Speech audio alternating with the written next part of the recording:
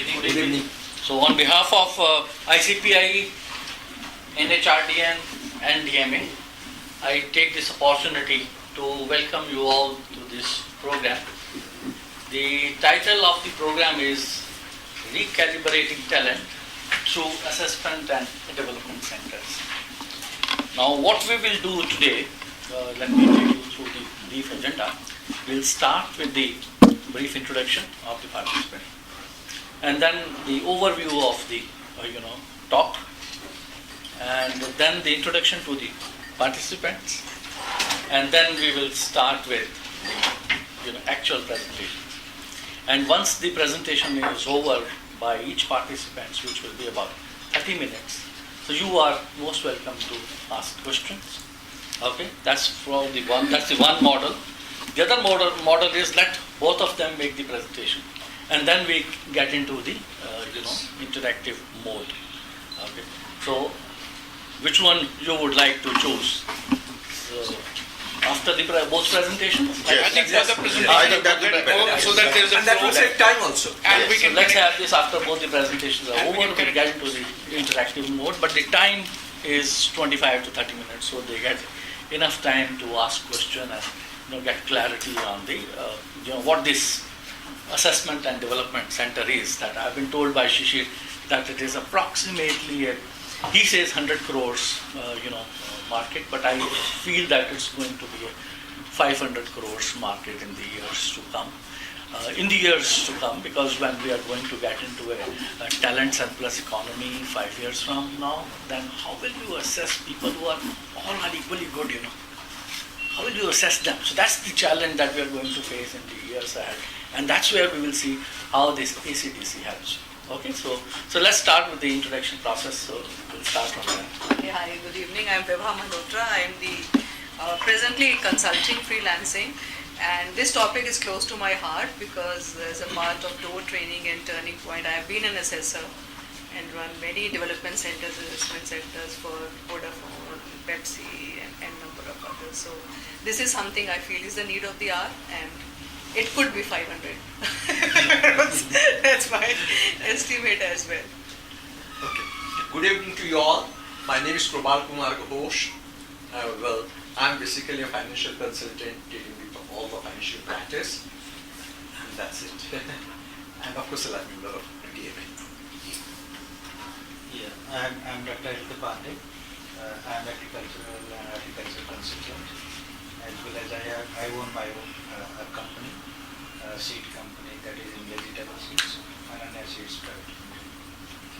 Hi, good evening everyone. My name is Vikas Jain. I'm an author, professional speaker and founder of Adhyan World, which is into developing self-learning ecosystem.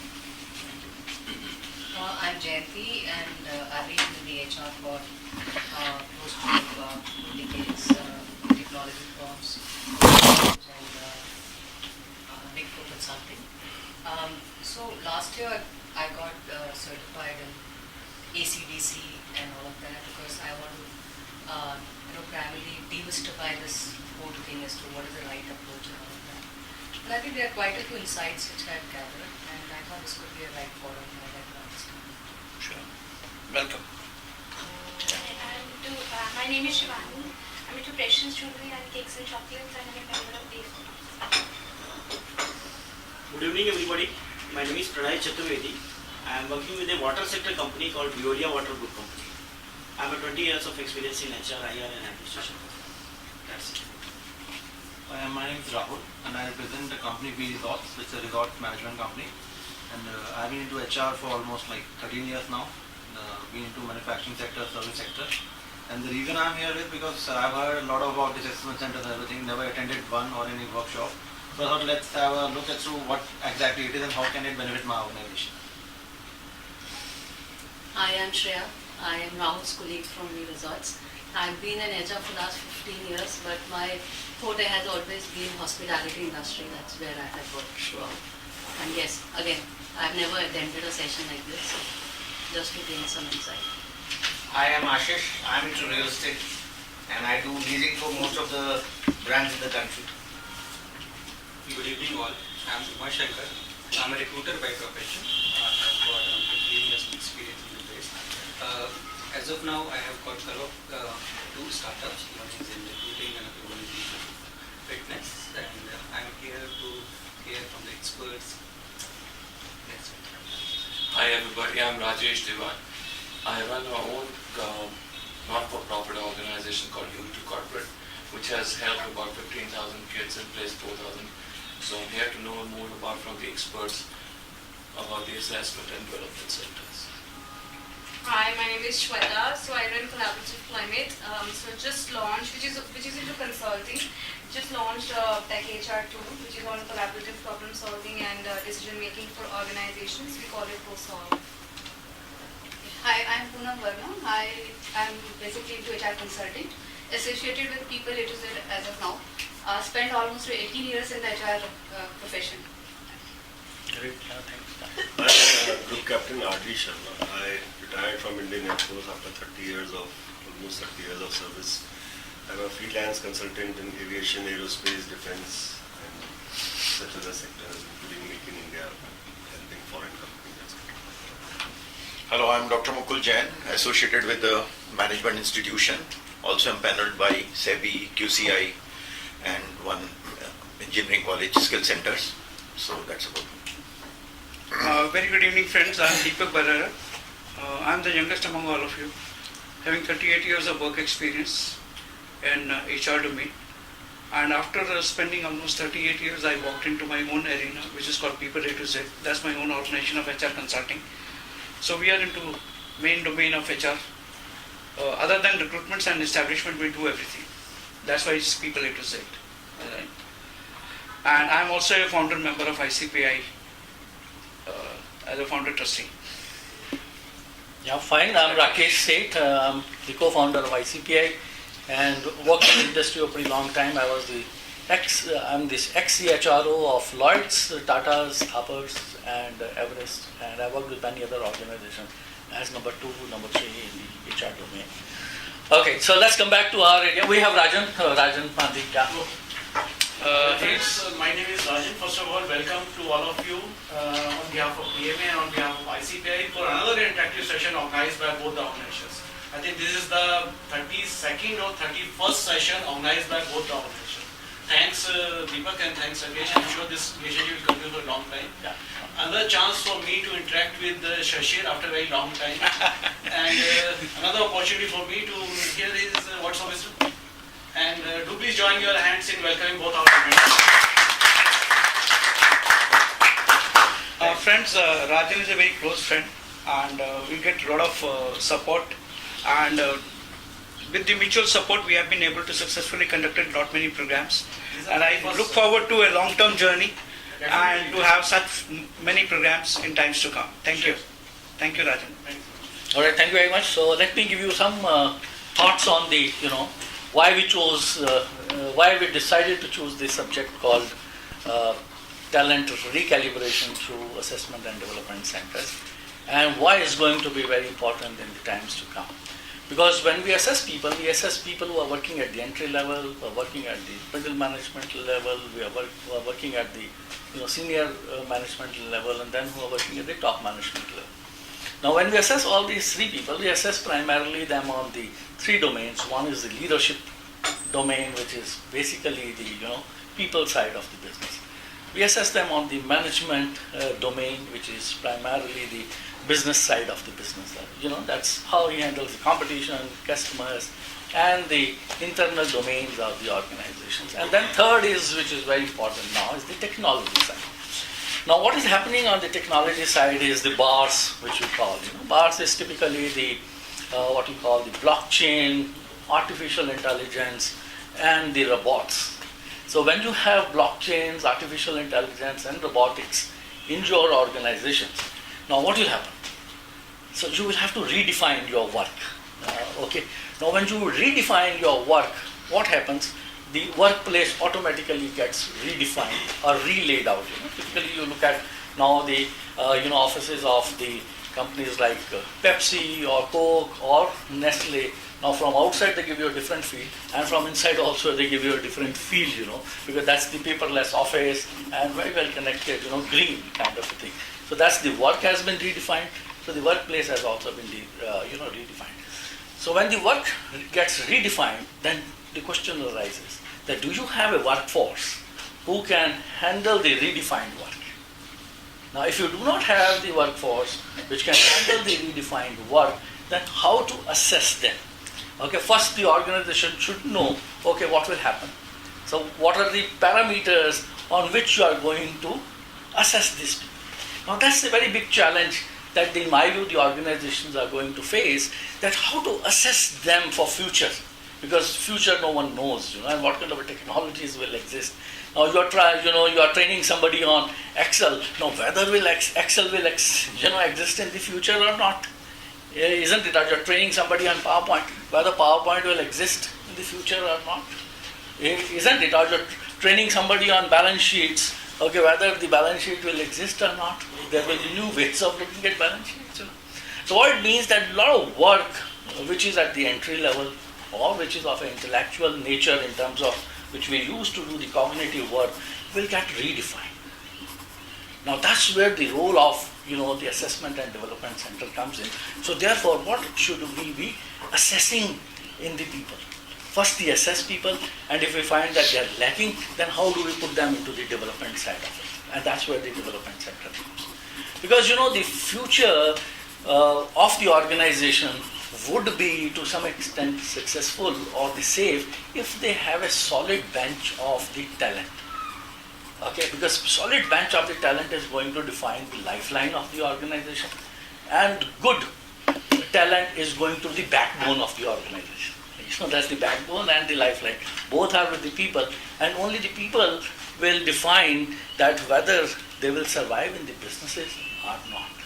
And how therefore the promoters change their mindset in this scenario where the technology is disrupting, a lot of educated people are getting to get into the workplace. So you are in a talent surplus scenario. Now, do you have the right talent or not? You have a talent, but whether that is the right talent or not, that you will going to assess only through this ECDC, in my view. There is no other way of assessing that in the organizations. So with this note, now I'll hand over to Mr. Shishir and Manak. Before that, let me give you a brief introduction of Shishir. Shishir is a MBA from Symbiosis with about 24 years of experience. He brings with him excellent combination of client side. He worked with best of the names like DHL, and on the consulting side, he works with best of the names like Hero Mine and the Randstand and the Thomas. Okay, all three are great in terms of the assessment. And now currently he is the founder of a company called We the Consulting People, which is into the domain of training and assessment. So he has been person who is involved in designing assessment centers as per the Indian conditions. And I have seen some of the case studies which they use, which is purely Indianized case studies. It is not that they have been downloaded from somewhere. So they are really doing a great work in this space. And his client list, if you see, is who's of the country. So he deals with those guys. So this is about Shishir and Menak Maheshwari.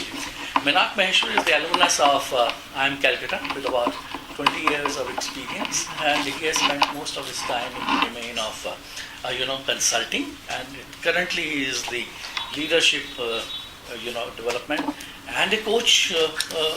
And his professional background is that he has worked with Accenture, Hendricks and Segal, Hewitt Associates, and these are some of the big names where he has worked. And he has worked around the domain of internal consulting and the client consulting. And typically what he has done is the assessing the talent of the organization, that do they have the right talent in place to accelerate the organization or survive for that matter in this kind of a competitive scenario. So with this, I hand over to Shishir. And Shishir will talk about the competencies, why competencies are important, and what methodologies that we use in assessing the competencies, and how these competencies will change, whether these competencies will going to be stable or they are going to be dynamic. Some of the searching questions that we ask. So it's over to Shishir now. Thank you, sir.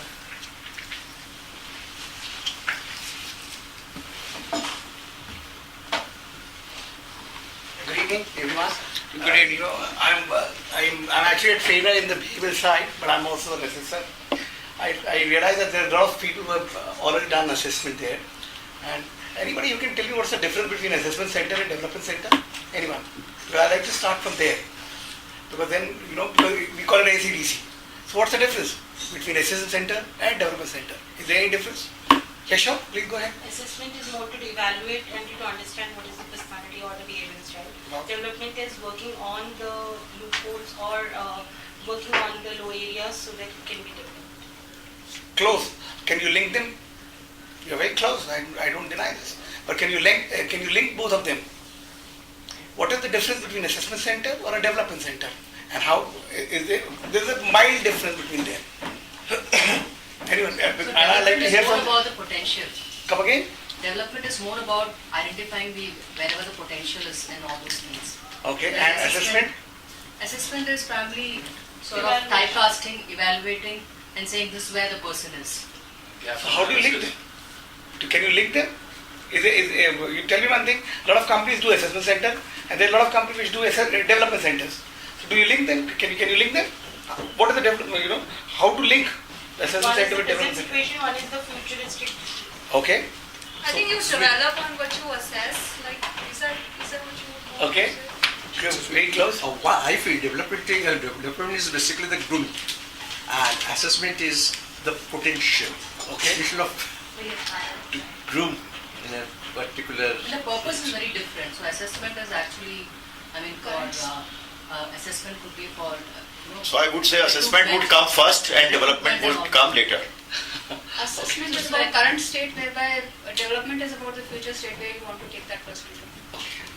I'm just so curious to hear your answer now. So maybe one is historical and one is futuristic. Historical or futuristic? Okay.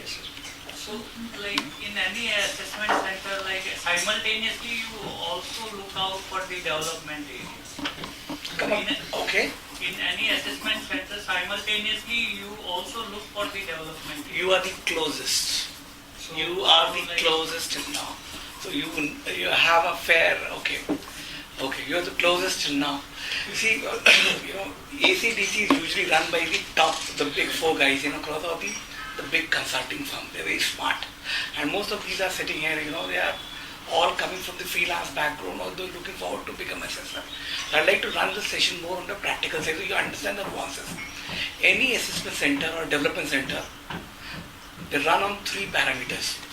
Most of the time, people are not equipped on all the 3 parameters.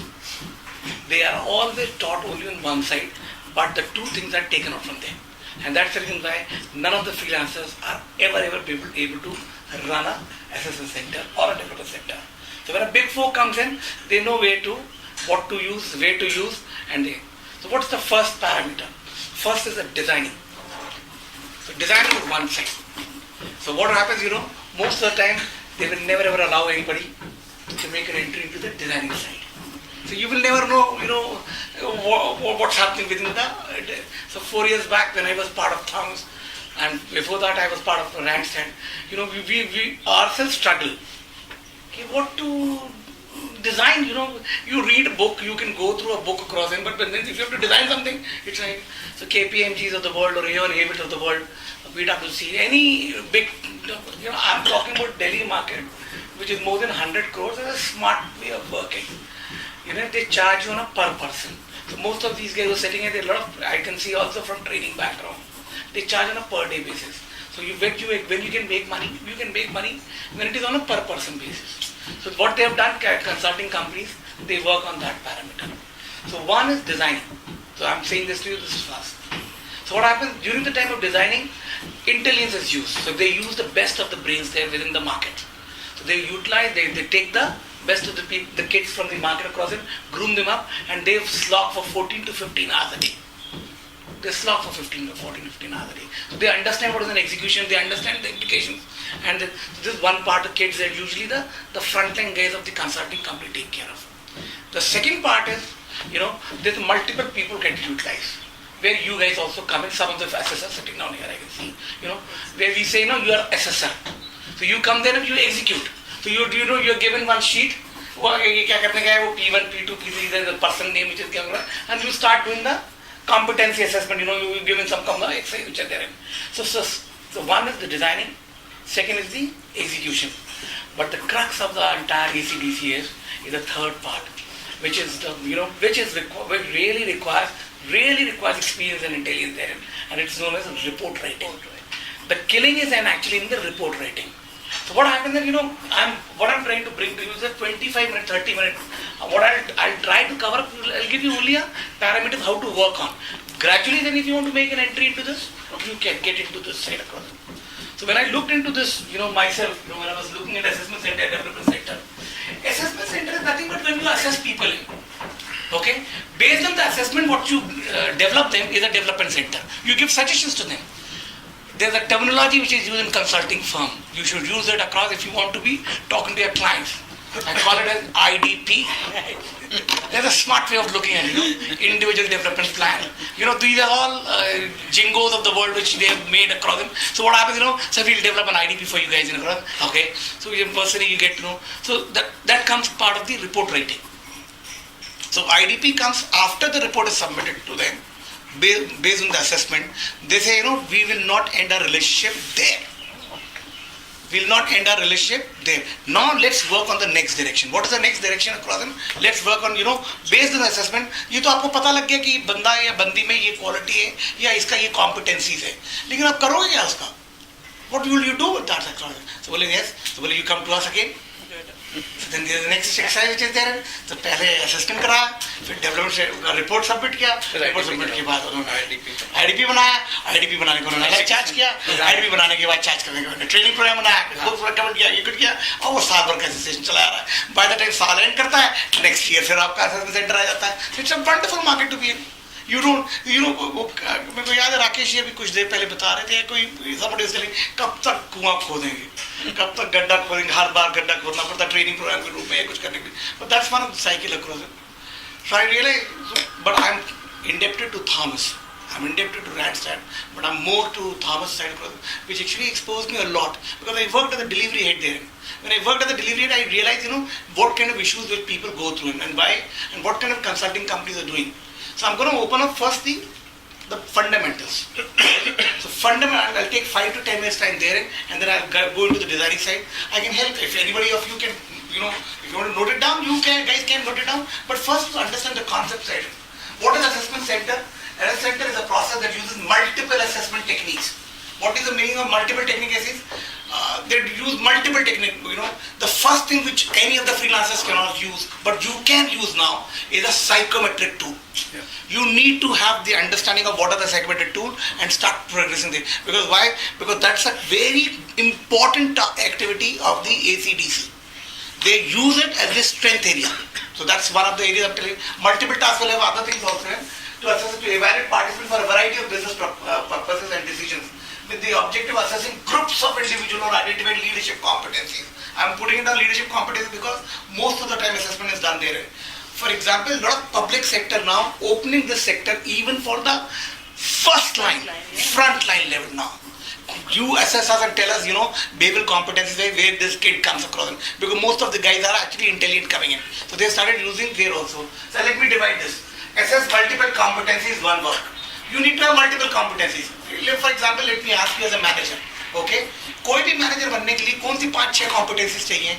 They will actually tell you we'll design across and we'll let you know across. But I'm just asking you as a layman, आप कहीं भी अगर जा रहे हैं, एक general manager, एक vice president के लिए 4-5 competencies कौन सी होना चाहिए? Yeah, anyone? Decision making, effective communication, leadership, okay, done. Yeah. Delegation. Delegation, yeah, right. So I'll rattle out some 25 competencies which are there, or 30 competencies. If you don't know, I'll let you know. Yeah. You can go across through a book called FII. I'm giving you the name, Blominger guy. His name is, is the two scientists' name, It's 1,000 rupees book across them, but it's worth enough to you can spend across your money there. The book actually, its book name is for FII, for your improvement. It's a wonderful book. It tells you about each and every competencies. There are not less than 500 competencies listed out, skilled, unskilled across them. So you get to know what kind of competencies there. So you can actually design that side of it. So that's the one side. It's a Conferry model, which Conferry are the guys who use that model. So I'm informing you one part. It's a wonderful book. There's no gyan. It starts only with 2 pages and it just goes directly into the competency. So my second question is, what is the meaning of competency? We are going to talk about assessment center, development center. So my first question is, what is the meaning of competency? Ability to do work. Good, wonderful. Ability to do work. Good. Knowledge, skill and attitude. Knowledge, skill and attitude. Wow. Some trainers बैठे हैं यहाँ पर. I can understand that part. No, these are not right answers. I can assure you. This is not competency. I can guarantee you. I don't even want to answer you. But you're close to it. We understand. You're close to it, but you're not right across. You know why? Because that's the difference between coming up with what when I am asking you what is competency. It's a simple word, but it has a huge amount of meaning. Okay? That's where the consulting companies of people like any of the big 4 guys across in place around. When they say we'll develop a competency matrix for you, we'll do a competence mapping for you. So the word starts with the competency. Anybody else? She was very close, but not right. So it is in relation to the work which is being close. Skills in relation to the work. Right. So then, being looked at. no, then I can say it's a technical competency and a favorable competency now. It's in relation to work only. So what's the competency? It doesn't get clear. Still today. Till now. Core strength. Huh? The core strength. Close. Not right, but close. You're right. You're working in that direction. Actually, what is the meaning of competent? Forget about competency. Ability to do a work. Ability to do a work. Wonderful. So, पर्यायवाची शब्द क्या competent का? Incompetent. No. That's the opposite. Skill. Skill को हिंदी में क्या कहते हैं?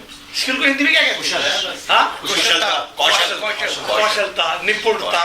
Lot of people use that different word. हुनर. कई लोग यूज करते हैं. तो competency क्या है? हुनर. Competency क्या है? कौशलता. Competency क्या है? Art of superior work. There's a one word which is called, is one word, art of doing, she said that, ability to do a work. Ability to do a work in a superior way than others is what competency is all about. Can you do any work which is better than others? That's where the competency starts coming in. क्या आप कोई काम इतना बेहतर कर सकते हैं दूसरों से या अपने आप में बेहतर कर सकते हैं? Yeah, you were saying it. I was saying you were so right. You're so intuitively right. Now that I think of it, yeah, that's so right. That's where I realize that most of you guys have come. So I'm not going to spend so much time because otherwise, you guys use multiple exercises. So you know now. I'll share the exercises to you. Don't worry. The next slide is there. I will let you know each and every exercise so that you can, then you develop your own exercises which are there. But I'll let you know how to go for it and what's there. Then as use multiple raters. ये किसी को समझता ही नहीं है. What is raters? You multiple raters. Can I? Anyone? Multiple raters. What's the meaning? Anyone? Multiple raters. Any answer? See, I'm not looking. I'm happy there's no Ian Hewitt or a KPMG guy sitting. Will look at except one man which is there. He can point a lot of questions to me across. He can point. Otherwise, because those are the guys they will go much deeper. No. Can you go deeper in this side across? Those guys would have asked you in the designing side. Yeah. Anyone? Multiple raters.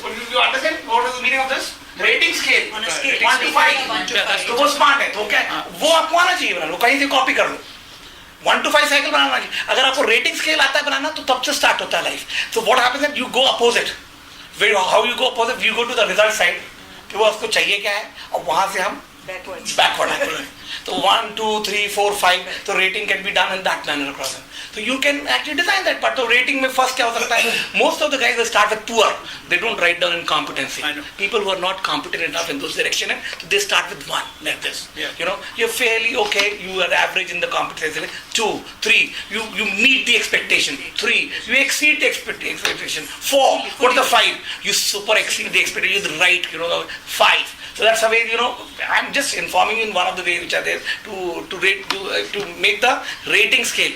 And last but not least, assess multiple individuals. Then I'll come to you in the later stages. My first, I usually ask this is my, what are competencies I say, The definition, a competency is an underlying characteristic of a person which enables the person to deliver superior performance in a given job, role or a situation. This superior performance कैसे आता है? So what so then, first sentence you should use when you go to a company, I will do a visionary interview. You all guys have heard about that. What is the visionary interview? They meet the bosses and they meet the successful guys. These are the 2 parameters, the start of a journey of developing an AC/DC across them. You meet the boss, so for example, somebody has to assess me. So they will not assess me as a person, they have to assess my job profile. So if I have to do it, then my boss is the right guy across to tell me, in this job, this kind of a requirement is therein. And based on this, you need to know who are the 5 successful guys in that role. You talk to those guys and then based on that, you develop the competencies or the behavioral competencies. Okay, that's one part which is there. So this says, a competency is the underlying characteristic of a person which enables the person to deliver superior performance. ऐसा क्या है उसमें कि वो better performance दे पा रहा है? That's where the competency starts in. And then the threshold. The threshold basically means, anybody who can tell me what is the meaning of threshold? The benchmark. Bare minimum. यहाँ तो कम से कम है differentiate. यहाँ से तो start होती है life जो कहते हैं. Those that distinguish people who can perform the job from those who cannot. कहाँ से जो खराब काम कर रहा है और कहाँ वो अच्छा काम कर रहा है, उसका बीच का एक कोई आपको बनाना पड़ेगा. वो उसको स्केल को वो लोग वहाँ रखते हैं. और दूसरा का differentiate characteristic that predict superior performance different from the average performance. ये उसका differentiate. And then identify and develop competencies. Yeah, that's why you said, combination of knowledge, skills and attitude. That's what you're saying. Attitude cannot be measured so easily. My concern lies there, okay? So most of the people say about it, but you cannot guess even through a assessment center. But the smart consulting company has started using the psychometric tool. That is where they say, कहाँ से बचेंगे आप? So disk model use होता है Thomas में, for example. SHL uses it, KPMG uses it, Hogan uses it. All these companies, what they have their own. So they use. So if you have to do it, then you need to be certified in one of the psychometric tools so that you can use that across. If you want to do it with your clients, that's the one exercise, and it saves you from the blushes. Save you from the blushes of getting disappointed or getting dejected or your client saying anything across it that how you hardly know about it. It's better to do that way. Secondly, most of the consulting companies, they look forward for assessors. So I would recommend, become an assessor, go across, look into it, what kind of assessment is done before you go and conduct or do an assessment center. Because then you understand the execution side. So that's one thing. I just want to add one more thing. Sure. So with our Tech HR tool also, we are actually administering attitude also, because we are applying data mining and machine learning techniques to it. Yes, okay. It actually Yes. helps us. So Yes. with the psychometric tests, they are scripted. Yes. Right? But with our tool, we can actually predict, we can understand the attitudinal direction of a person and actually build more on that. The problem lies is you cannot verify it. They verify it. Validation. There's no validation. And they use the predictability index and everything because probability to everything they use it. It's smart. ऐसे थोड़ा ना, तभी तो they charge you 25,000, 30,000, 50,000. We charge lakh rupee for a CEO or a COO assessment. If you want to charge per person across for those kind of, where the real money lies in. Even if you charge 20,000 rupees or 25,000 rupees or 15,000 rupees per person across, if you do it for 10 people, you still make a 1.5 lakhs rupees a day. That's where the skill lies in. Whereas, otherwise you struggle across it. And an exercise which can go across in the details, right? I'll come to that in the second stage. We apply these in the form of behavior, actions. I said, where you behave, our behavior produces outputs. What kind of output you give? How should I find this is the measurement I do in an output cycle? And then comes across the last side, how this is done or yields superior results. So, मेरे को competencies में क्या करने का है? मुझे ultimately at the end of the day, I need to find out, can I assess them? How can I assess them is an exercise. For example, when I was in Thomas or in Randstad, मैं एक question जरूर पूछता था.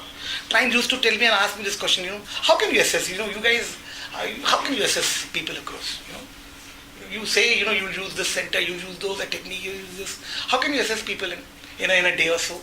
I tell them, do one exercise. Call up all the nursery boys or girls in there, nursery kids, okay? Make them stand in a line and ask only 2 questions to them. Only what are the 2 questions you need to ask? What is your name and in which class you are studying? What will happen? Well, yes, you can make it out. So, your first exercise. But if I do it in a full day, I can do a lot of exercise. So, for me, in place of a nursery kids, I put an adult there. What is your name and where you study? So, in this, I have got tools. So, the client says nothing. They say, okay. So, if you can assess yourself as a nursery kid, I'm doing it for an adult. So, what's the difference between them? I've got in between the tools which are there. So, they say, okay, that's one. Second part, you need to understand, I do it in 3 ways. One is I do it through a cognitive way, that is your mind. I do it through your demonstrative way, that means what you demonstrate in front of me. And third, I use it what kind of applications you're putting down in your paper. So there are 3 ways to it, I know. So there's a game, there's an exercise, there's a various other tool, or there's a role play, or there any other activity, or the various activities are there in a case list, and I utilize, and then I have got multiple people to assess. There's not one person who's doing it. There are minimum 2 people who are assessing you. So I know I'll always have a safeguard mechanism in my place. So if 2 people are assessing one guy across, even if the mistakes are there, they talk together and they come to a calm conclusion in a forum. Then we, in the end of the day, all the assessors are sitting together, and then we are, seeing the kind of difference which is coming in. If the difference is more than 1, then we discuss and we come down to a final conclusion and put the final rating for that person across. So let's go on to one way. What to expect in a day in a assessment center? Okay, psychometrics I've shared with you. I don't need to spend much time with you across it. Please come. Psychometrics, I personally believe there are various models which are there. It doesn't matter to me which one you use. The concern is how much knowledge you have in that sector. Any psychometric tool which you use. For example, as a trainer, I use various tools which are there. I've got lead principles right now to Blink chart model to, if you ask, Wilson model across them. So I can use various tools which are there with me. The Reebok model or any various tools which are available. But if you can practice on that tool and you start giving feedback on that tool which is there to other people, then you start commanding respect and you start commanding knowledge on that side across so that you can explain to other people. So that's one side. Psychometric. Exercises. ये आपका question था कि भाई अगर assessment centre करना है, design करना है तो मुझे क्या करना पड़ेगा? मैं कहता हूँ बेसिकली पहले आपको एक केस स्टडी आना चाहिए. केस स्टडी बनाना कोई मुश्किल काम नहीं है. कोशिश करिए कि न्यूमेरिकल वाला बनाइए. न्यूमेरिकल वाले माने बजट एलोकेशन साइड से कुछ बना के कोशिश करिए. क्यों? बजट से नंबर्स आते हैं. नंबर से आदमी का उसका ये पता लगता है, इसका रिफ्लेक्शन पता लग जाता है. केस स्टडी ढूंढना या बनाने में कोई फर्क नहीं है. आप गूगल करिए, 10 से आपको केस स्टडी मिल सकते हैं. क्वेश्चन ये है कि आप खुद अटेम्प्ट करिए, अटेम्प्ट करके अपने आप को मार्क्स दीजिए, फिर अगली बार करके देखिए, 4-5 बार करके देखिए, आप अपने आप ही उस टूल को बना सकते हैं. इन Thomas I was involved in making case study. So I used to take a lot of time. And there were various people which were involved in developing. One case study basically means a year. 1 साल लगता था एक case study बनाने में, ताकि हमको उसके अंदर से competency कौन सी निकालनी, क्या करनी है. So I used to sit down with other heads, not alone. So there were other heads also along, putting it down for Indian conditions to put down. Otherwise, if you have your own case studies, you can. So this is one. Second, in-basket exercise. A lot of people ask me what is in-basket. Anyone? What is in-basket? Anyone? There are different situations. You pick and choose, and then you pick each one of them and decide your course of action, and then you give it. You're right, but in-basket is relevant to one exercise. I am saying you're right. You're not wrong, but it's related to your meals. Yeah. Right? So we give you 10. So 8 or 10 mails are given, and you need to anything. Yeah, anything. I assure you that most of the people ask only what is the reply. Lately, last 5 years or so, this has changed because people are smart. What is happening now? They give such wonderful reply that they don't implement themselves, but they know what to reply. So this is one exercise in which a lot of people get, answer तो ऐसा लिखा है कि इससे अच्छा इंसान कोई मिलेगा ही नहीं, इस बढ़िया काम करने वाला. ये तो what should be doing? वो ज्ञान देने में तो सभी हिंदुस्तान में. Sorry, in basket. It's known as in mail. You give either online or offline, both. There are a lot of people who do, they give you there's a certain time which is there. Usually in mail is around 30 minutes time given to you. Some 10 mails are given to you. So you have to give which is the rating you like to give to each, So we have our own set of rating with us. Which is the first mail, second mail, third mail, fourth mail. And second part is that we also tell them, give a reply. Now, lately what we have done across, we have started adding, what is the action you will take place in this? Don't give reply. So then I get to know also, if he has got brains, he will also tell us, what kind of an action you will develop there. So give an action plan on entire across. Most of them will delegate. Yeah. Delegate, prioritizing. But you get to know, then you get to know what is the competency of that person. Basically prioritizing. So that's another exercise. So you can actually use this exercise. It's called the.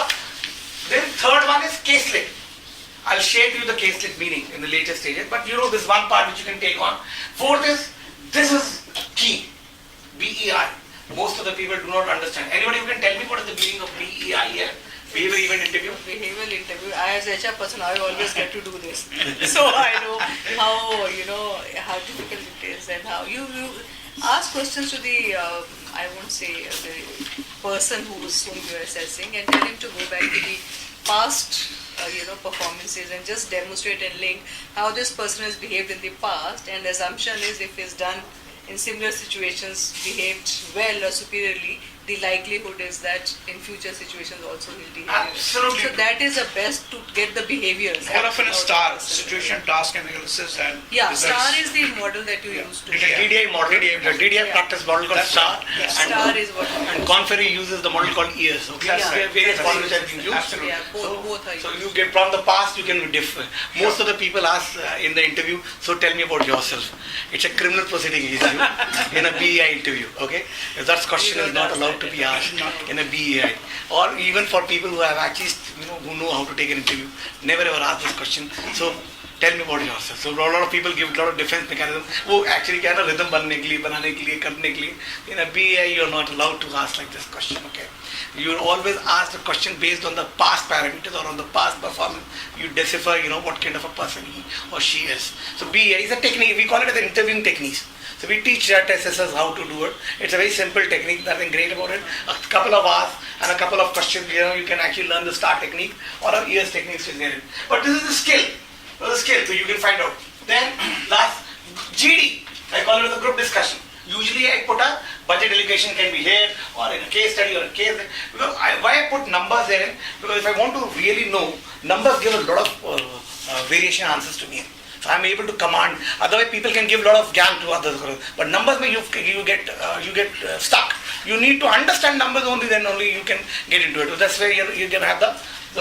I also call this the sixth exercise called as a game. Okay, but learning style is the seventh one, and then also call it the game. Learning style is most of the companies have started understanding for a development center. So for a development center, इसकी learning style क्या है? अब कई लोग हैं ना, they like to listen to a lecture and then do it. There are a lot of people who like to read first and then develop it. There are a lot of people who would like to be part of a job, work there for 3 months or 6 months time to understand it. So there are various learning styles which are there. Okay, so you practice based on the style. So what they have done, the companies, they've also identified a psychometric way of finding out what learning style a person has, and based on that they recommend the IDP or an individual development plan. So that's one of the exercises which I mean, I have 5 minutes more. I'll take it because then I like to have the question answer, and I'm going to hand over to manager. Psychometric, any organization, you can take basic points to remember. It's an exercise and not a test. The exercise indicates your preferred style of working, and please restrict yourself from giving socially disabled. I always tell in the psychometric, there are 2 ways to answer. One is I am, and second is I wish. Most of the people like to answer I wish. They never answer as I am. So I tell them, don't worry, there's no rating, there's no numbers which are going to get across. Based on your working, always fill up your psychometric tool based on the what I am and not on I wish. Because I want to be a leader. I want to be a vice president of a company. I want to be a CEO of a company present. But are you, what are you? So at what level you are, you have to think in that way and then work on. That's where we actually enhance the people's perception, so they're clear. Otherwise, Thomas has got a tool in which it also tells you to become smart. It tells you invalid. So you have to fill up again. आपका tool ही invalid. और जब invalid आ जाता है, तो the assessor become very careful about that guy or person. You know why? ये camouflage personality है. उसको BI में use करते हैं. Yeah. You use BI. You will always use it. This is one more part I want. I thought EI tool is also worldwide being used. And this is another smart way of looking. So if I'm actually trying to do a personal profiling of yours, on the other side I'm trying to identify your emotions. So क्या होता है, लोग जन्मपत्री की तरह इसको देखने लगते हैं. तो जो उसका resistance to learning या resistance to assessment है, वो टूट जाता है. तो ये वहाँ पर आपको मैं बताने के लिए करूँगा कि अब आपको ये भी पता लग गया what kind of emotional person you are. अब मैं बोलूँगा कि आप इमोशनल हैं, आप बेसिकली बाय नेचर अग्रेसिव हैं, असर्टिव हैं, क्वाइट हैं, ये हैं, आप इमोशनली इतना दिखाते हैं, एंगर समय ऐसे दिखाते हैं. और वो टूल जितने बने हुए उतने साइकोमेट्रिक हैं, 3-3 पेज का रिपोर्ट है कि वो बेचारा पहले तो रिपोर्ट पढ़ के इसको लगता है इतना बड़ा तो मेरा रिपोर्ट लिखा गया है, और जब तो समझ में आ रहा था तो वैसे ही उसका क्लियर हो जाता है. One of the ways to look at it, and smart way, I would actually call it a smart way of looking at it. Then case study in basket, I'll just explain you in one nutshell. I'll just take 5 more minutes. Okay. A case study is a summary of business situation or a dilemma. For example, most of these guys are setting it down. I will actually develop a case study. How do you do your business development? And I'll get to know who's good into it, who's not good into it. So I'll develop a case study there. So in order to develop business development, I'll give a situation based on that case study. So what I'll do, I'll put up a condition there, and I'll say, and then I'll look into it, how people are going to perform, are going to fill up that form there. So I'll get to know what kind of a business development activity people are able to do it. Then it presents an account of what happened to the business over a period of number of years. Then I'll actually put down a condition, 4 साल पहले क्या हुआ, 3 साल पहले क्या हुआ, अब क्या करना है, कंडीशन ये है, और जानबूझ के रोड़े लगाते हैं ना कि ताकि ब्लॉक्स देखेंगे, तभी तो इंसान का वो पता लगता है कि वो उसको ब्लॉक से कैसे पार करता है. And what kind of answer. And in a case study you have to give reflective answer, subjective answer. So you cannot get away by writing only bullets. You have to explain them. So you can make it out very clearly from a case study what kind of answer the person is giving. So you got to know one side of the story. Can I take a minute? Yeah, sure. We did a very interesting case study for Pepsi, where I think the Sukhdev Dhaba in Muthal, yes, that was taken, and it took months and months with HR and the assessors to develop that case study to show that Sukhdev Dhaba, and how much Pepsi takes, and competition between Coke and Pepsi, and how would you convert them from Coke to Pepsi, and what would you do? So that included everything, knowing the person, the logistic thing, how would you supply, conversion, what will you do? So integrity is kind of, what extent can you go, and how would you convince the Sukhdev Dhaba owner to stop keeping Coke but instead keep Pepsi. So, but they are checking the integrity as well. They will. So that's the intention. But that turned out to be one of the best exercise that, in fact, I have case study I have seen. Okay. And the time spent, I think, took 5-6 more, maybe more than that months to draft it. Okay. Yeah, it takes. Usually, because you have to check. See, it is not the case study which is important. It is the importance of what kind of competency you are going to it. So when you start filling it up, you realize नहीं आ रहा है. वो competencies reflect नहीं आ पा रही है. That's where the hard work. So you again have to go back to the case study and change it there. That's one of the side. The second is case study. Case study is nothing but it is a brief of an incident, provided where you are expected to analyze the situation. If you ask me, it is a smaller case study. A case study can be a 2-page, 3-page, you go through a detail, the data, numbers, a case study only have 1 page or half a page, and based on this you have to give your reflection. That's the difference between a case study and a case study. Multi-role play, ये बहुत smart है, ये demonstrative way. I'll give you one situation. Is it the beginning of the India's, for example, if I put down here, I will put it, is it the beginning of India into the next superpower of the world? And I'll put up what you say. So most of the people will start talking. I'll get to know multi-role play के अंदर, who's speaking what, subjective content कितना है, overall develop क्या है. Based on this, I like to look into what kind of competencies are there, and based on those competencies, I have to check across them. So multiple role plays can be done. So you devise a methodology in which you choose a subject which is relevant to that competency across it, and then you put it down there. Let's say like that. Okay, then the development center, I'll only explain you this, so that you understand, because it is based on the one side. A development center is actually, most of the people, there is no difference between assessment center and development center. The only difference is the IDP. That's it. Both are exactly same. One is assessing you, another is also assessing you, but only giving you further solution, and what should you do post-assessment center. But that's it. That is where the DC comes in line. So the assessment center, what happens, there's a tool. We develop a report, an IDP we call it, individual development, where we actually give them various lines where they can actually improve upon. Training can be one, reading can be second part across it. Third is on the job what they can go across, what is the coaching model which is required for them. So there are various models on which you can develop an IDP and go for it. So that's one. I don't think so. If I'll start speaking more, it will take a day off, and I think it's a question answer round. Or before that, let's hear Manak, and then we can take a okay. Thanks, Shikhar. Very wonderful insight. Very interesting. Actually, I have nothing else to say. That's a problem coming in after a speaker like him. He takes away. I have a very different style of presentation. And surprisingly, coming from consulting today, I don't have a PPT. I have a contrarian view to what Shishir has said on a lot of things. Okay, and I'll bring that across rather than anything else, because that will make it more like a debate and more interesting for you guys, maybe more insightful. Okay, I've just completed one assessment center at 4 o'clock in the morning today. For the last 2 weeks, I've been doing night shifts, doing it for a BPO. Now the problem that I face with the development centers is, and sorry for the HR folks, I come from that fraternity as well, is just to put a disclaimer, I'm not a born and brought up HR guy.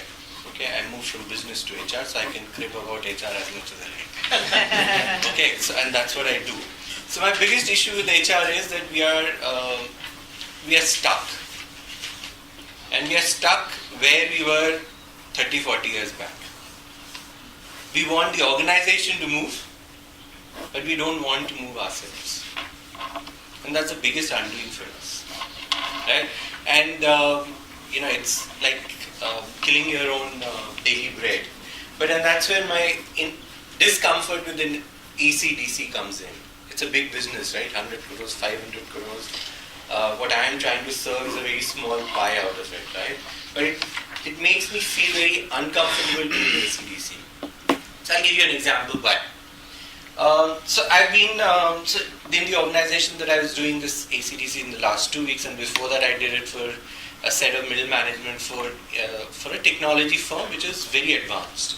Okay, but the funda there in both the cases is very interesting. So I've met people whose parents are farmers. Right, they come from very small villages in remote towns and cities. Through their sheer hard work, they've worked, they've slogged, studied, whatever they did. They found jobs, right? Did engineering, found a job in technology firm, did a graduation and found a job in this BPO firm, right? Now, as HR and business leaders, what do? We define competencies. It's very easy to define competencies. We all would have done it, right? Give me half an hour, any novice, half an hour.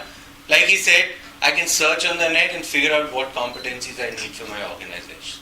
Which are the typical ones? Communication skills होना चाहिए, leadership skills होना चाहिए, right? और क्या होना चाहिए? These are the two, behavior, people management, right? Very typical, right? How would this guy who's coming from a small town or a village will have these skills and abilities? But because I need to put a check in it, you put a tick in a checkbox in my to-dos as HR or business leadership, I'm running an AC/DC, right? I make him go through an assessment center or a development center, whatever. I'll use assessment center more commonly. What do? I assess him and then I put him at a 1 because I don't have a 0, right? I know his communication skills are not that good, not up to the mark. What have I done in that case?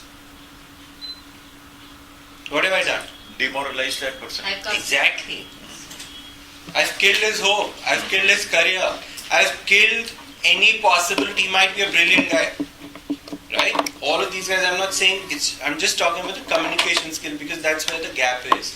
Otherwise, wherever you pick up from, you have those skill sets everywhere. Right? But because I've given him a 1 on a communication skill, HR will go back and say, can't promote this guy. He doesn't have a future. He's not a future leader because his communication skills are not good. And then what happens? The guy is doomed for his life. Or looks for a new job. He'll face the same situation anywhere else. Right? So that's my discomfort with something called an AC/DC. That I do it for a living, right? I earn my money because of that. But that's where my daily struggle comes in. Am I doing justice to this? So I wrote a beautiful point, when you were describing what is a competency. Right? How many of us as professionals, HR or trainers have gone through a competency assessment ourselves? People sitting here, we do trainings for a living, right? A lot of us do trainings. A lot of us have done HR for a living, right? How many of us ourselves have made us go through a competency assessment? Just one hand goes up. Yeah? Okay, so if all of us are given, the basic thing is how do you judge on competencies? Okay, my second question that I raise with my clients is what are the kind of competencies you're looking at? Actually, our client tells us, their feedback acts as a competency. Exactly. So a lot of times as a consultant, there's a tussle between, do I keep quiet after a certain point of time and make my money, or I keep pushing back and saying, look, this is not how you should be doing, right? Our world is changing really, really fast now, right? The competencies that were valid 2 years before are not valid now. Even a year before are not valid now. What competencies you define for your organization right now are not valid in a year's time. That's true. Right? So what are the competencies that are valid right now? I'm doing competency design for a firm which is into technology, internet-based business. Okay? Now they come in and ask me, okay, what should be a competency base for me as a firm? When I look at my leadership level, what should be the competencies? Is delegation a required competency now? No. Because half of our population is working from home or flexible working hours, right? So I don't see you if you are part of my team, but then how do I define on that competency? So that's a very critical phase, right? And that's where we lack in. Because a lot of time what you said, we say, okay, we go into an organization and we say, what is your competency matrix? I just pick that competency matrix up and I run with it. Right? Why should I make an extra effort to consult you? Right? That's what we need to change. We need to start looking at what is the competency that you should actually be looking for from a future perspective. Right? One of the biggest issues, see this, and I'll keep going back and forth, not just on the AC/DC thinking, because this is a very, I'm very passionate about this area, is when we get a lot of these studies which say there's a huge amount of gap between the skills that we have in India when we have what you said in terms of not a demand, it's going to be a demand-driven market going forward, right? But people are not hiring all the people that are coming out of colleges. Every organization that you go to, every CHRO that you talk to, every business leader you talk to, they will always tell you there's a huge gap between the competency or the skill set that they want versus the skill set that's coming out of the market. But nobody is solving for it. Right? So what are the competencies that you might want to look for? Problem solving for me is a big competency.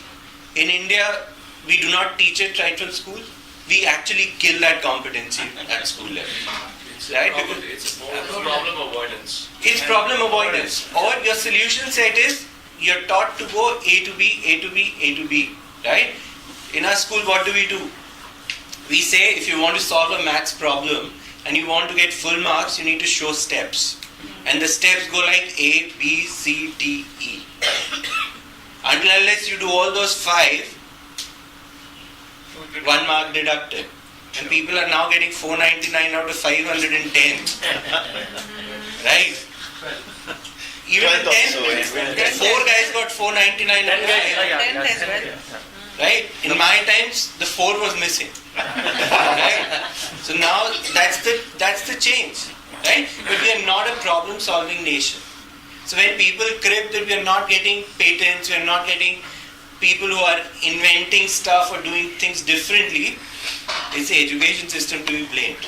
But that's what you need, right? I don't know, as a business leader, I don't know how am I going to run my business tomorrow. All of us sitting here who are running our own businesses or helping others run their businesses, right? Do we know how it's going to be different tomorrow? No. The basic skill set that I need is problem solving. Because I don't know what I'm going to face tomorrow morning. If I know how to solve a problem, I'll be able to do it. But till date, I haven't found any organization which has that as a competency. So that I go to every organization and start talking to them, because you need to change your competency matrix. It's not going to help you in future. We did have Vodafone had it. Problem solving and decision making. Yeah, I haven't worked with them, but very few people. That's how defined jobs, you know. I worked with Vodafone, they had it. No, but I'm with you largely. Right. It's one of the more because of the projects. Right? So that's where we need to come in. So one, do we have the competency or competence to define competencies? Yeah. Right? That was my first disagreement. I can copy and paste from Google, right? Google is very helpful. But are they valid or not? I don't know. I need to have the competence to frame competency. That's one. Second is very interesting example that you talked about is interviews. Right? So in interviews we typically ask, so tell me about yourself, right? What's the difference between an interview and a BEI? So we all know about what behavioral interviewing is, right? Okay. So he explained behavioral interview when we were talking about the STAR model and stuff. It's about looking at where you have performed in the past and how you have performed in the past in a given situation. Now my problem. With examples. With examples, right? So if I'm interviewing anybody, right? If I'm interviewing any one of you and put yourself as an interviewee, right? And if I ask you, where have you managed conflict? Right? Have you managed for all senior HR guys? I'll come back and say, have you given feedback to a senior business leader? How many interviews will come back and say no? Will any interview come back and say no? Even if I have to cook up a story, I'll do that, but I'll never say no. No, but there you can catch. That's where I'm coming to, right? In your BEI, that's what you need to do. You are specific examples. Very, very deep. Ask specific examples and be smart enough to see through. But candidates are smarter. No, candidates because they know the competences, they come very well. But if you are a smart BI taker, you will come to know that how many times he has used I, yes, and how many times he has used V. If he has done himself, he will say I. If he has done V, he will say VT. There's a slight difference. And I'll tell you why. I come from Eastern UP. So I and V are interchangeable. I use very little of I in my answers, even if I've done that myself. Yes. Right? So that's where the technique starts coming in. Yes.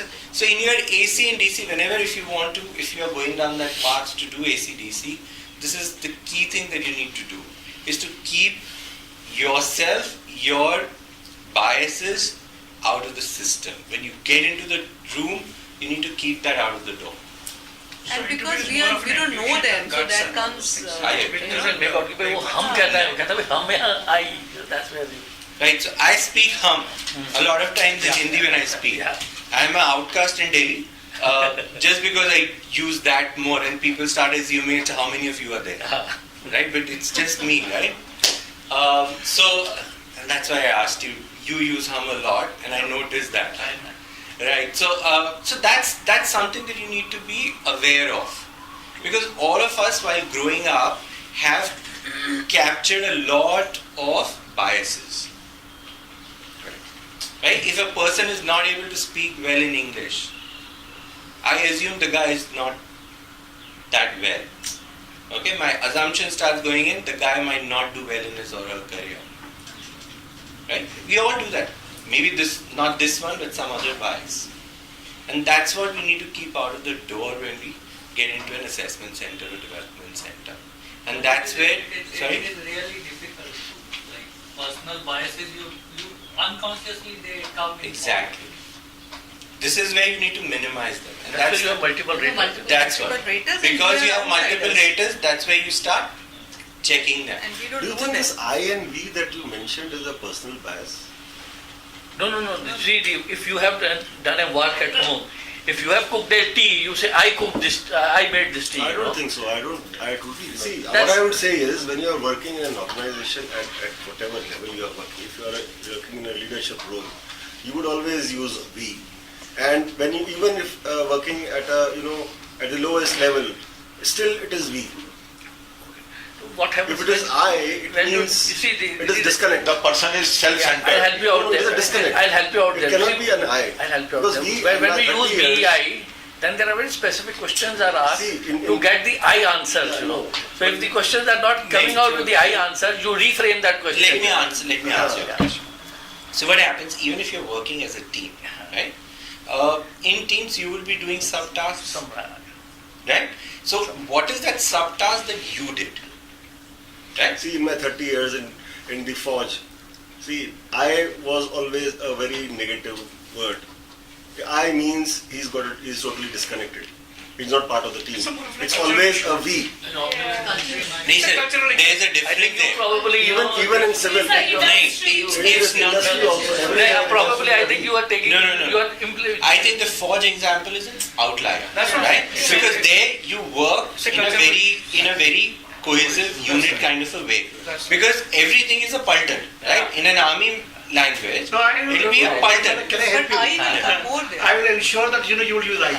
Yeah. Question. Can I ask that one question to you? Yeah. Have you killed anybody in your life? Have you ever murdered anybody in the forge mein? Kabhi aapne kare? Have you done it before? Even that question cannot be answered as a right. No, when you're firing, I'm asking you a question. Listen, I'll answer your question. When you're firing at terrorists holed up in a hut, so 25 people are firing at him. Who's killed him, we do not know. Which bullet shot him dead, we do not know. You're part of that combat team, right? You're part of that combat team. Always a we. No, it's okay. No, you have not answered this question. Let me see this. Let's everyone see across it. Have you, for example, have you been into any of the terrorist ambushes? Yes. You have been. Okay. Where you have been? Some places. So can you give an instance, an example when you have faced difficulties? Oh, we have faced thousands of difficulties. Can you rate one or two? One. When you are alone. Let him. Okay, I'll give you an example. It is an old example, very old time back when Punjab was in serious grip of terrorism and we were told to support KPS Gill and Ben Singh to weed out terrorism like the way they are trying to do in J&K at that time. Most of you wouldn't even remember that there was terrorism in Punjab. Yes. Yeah. We remember. No, we remember. So it's about 89, around that time. It started from way back. Way back. 84 onward. 87, yeah. After Ben Singh's. No, it's okay. It's a 2-3 minute story. I'll cut it short and quickly tell you. A real life situation where he said, use I and we, what he is trying to mean. So it was my first unit and I got posted to Chandigarh and then they immediately told me to move to Halwara. Halwara is a place near Ludhiana in Chandigarh. The airfields are far away from the cities, so Halwara is the airfield. And I landed there and immediately I was given the operational orders to move to field location in middle of the village, far away from the airfield. Totally new. I am the flight commander. My 300 troops and 180 territorial army battalion and the entire gamut and all were to move and I was suddenly landed with. Early morning I land there and I am told to move them. I don't even know people in the room. So we moved. And when we moved there, we found that there was, field was about February. So the field was, the crop was about to be harvested. So just a month away. The entire village came. Whole lot. साहब अगर आप यहाँ deploy करोगे तो आपको जान दे देंगे. The ladies with, I had a convoy of about 22 vehicles with trailers and what. Whole village was there. Though all were armed, all my entire 480 people were armed, except for me because I had just landed and I was told to move, so I couldn't draw the arms. So I was the only one without any arms. Now it's a situation. Now you would say I and we. Though I only resolved it, but then it was not just me who resolved it. 19 I and 4 we. Yeah. See, right now, I counted your 19 I, and I wish I had your recording. I would have told you. I have recording. Pardon, sir? I have recording. You have recording. So you can see 19 I's were used by you and 4 V's. So please understand, sir, what I'm trying to say to you. You will do that. He started so by but that's not where I want to manage. But I get your point. I get your point. Start वही होगा. As you move forward, then task The and more what you deeper did. you go, the more reality will come out. Right? You will realize that when you're interviewing somebody, you can, as an individual, I can fake it to a certain extent. right? A lot of people do keep on faking to a longer extent, that's fine. But that's where the time limit and the role of assessors becomes more that's important. Right. Yes. That's where your skill set as an Observation assessor becomes very important, and that comes with practice. Yeah. Very frankly, within the first few assessment centers that you will run, it's to know. very difficult to figure out what this guy, especially when you're given, it's a time limit of 20 minutes and then you need to get out. That's why another problem with assessment center, because the time limit, because you need to do so many, is very short to make a very quantitative judgment. That's why they say it's an iceberg, tip of the iceberg. You have to go deeper. As the session mentioned, how to verify it. That verifiable, cognizable events have to be collated. Okay, and that's why you have different exercises that he showed, right? You might fake it in one, you might fake it in two, but it will be very difficult for you in that 8 to 12 hours to continue faking it in different exercises. That's why it's done with multiple exercises and not with just one exercise. Multiple Over a period of 2 days. Multiple assessors. Over a period of 2 days. And that's the beauty, if you like that kind of a challenge, that's the beauty of an assessment center or a development center. Both Shishir and Manik, when I was looking at the list of tools which you used, nowhere I see the multi-source feedback, which is one of the important feedback and used as a tool to assess the company. Multi-source feedback. Okay. Multi-source, is it when the end of the, no, during the discussion itself. Multi-source, see, I'll come to the other because side. When I was part of, we were working along with the ENY, right. Multiple source feedback in terms of ground realities was one of the important factors to revalidate what are the competencies we were assessing. And I'll tell you why it's not, and I'll tell you why it's kind of been moved out. It's because there are biases. So if let's say in multi-source feedback, if you're looking at... No, it's a multiple 360 degree. It's not right, only agree. But then... It's not a one or two sources where the biases can creep in. It's a multi-source. Agree. But then what happens is that in a lot of organizations, you give the onus of choosing the person who's going to give you feedback onto you itself. Right. That gets in biases. That I'll choose people who will give me a certain set of feedback. Right? I'll choose my friends as peers. Sure.